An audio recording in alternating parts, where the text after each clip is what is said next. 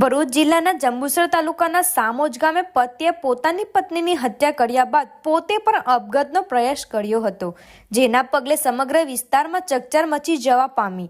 પ્રાથમિક માહિતી મુજબ સામોજ ગામના રહેવાસી બુધેશંગભાઈ પઢિયાળે તેમની પત્ની ગીતાબેનને માથાના ભાગે ગંભીર ઈજાઓ કરતા તેમનું ઘટના સ્થળે જ મોત નીપજ્યું હતું। પત્નીની હત્યા કર્યા બાદ પતિ બુધેશંગભાઈ પઢિયાળે પણ ઝેરી દવા પીને આપઘાત કર્યાનો પ્રયાસ કર્યો હતો, જેના કારણે તેમની હાલત ગંભીર બની હતી।